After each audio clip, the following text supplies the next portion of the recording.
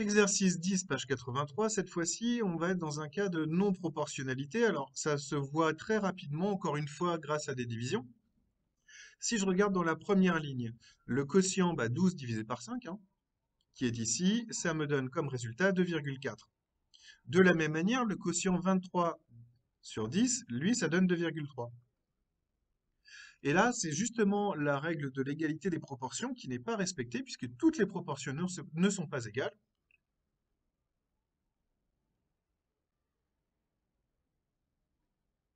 Ce qui ne veut pas dire qu'elles sont toutes différentes, mais toutes les proportions ne sont pas égales.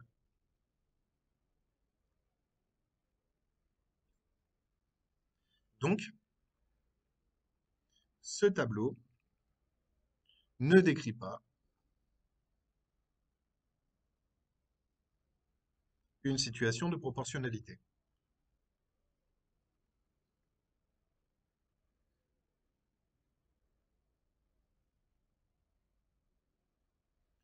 Il y a énormément de moyens qui existent, hein, pour montrer qu'un tableau n'est pas un tableau de proportionnalité. Ça, c'est celle que je préfère.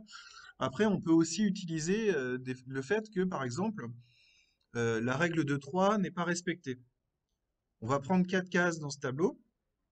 On va prendre les 4 dernières, hein. Donc on a 8, 19, 10 et 23.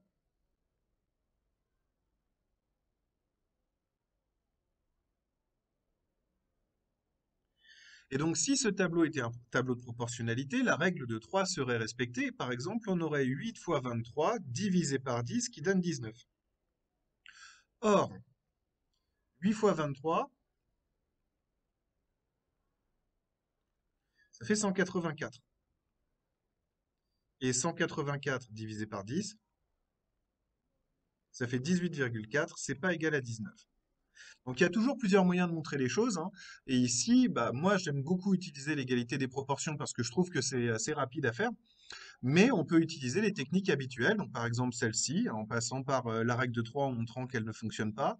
On peut aussi utiliser un résultat qui est assez intéressant, qui dit que si un tableau est un tableau de proportion, enfin si on est dans une situation de proportionnalité, pardon, lorsqu'on multiplie une colonne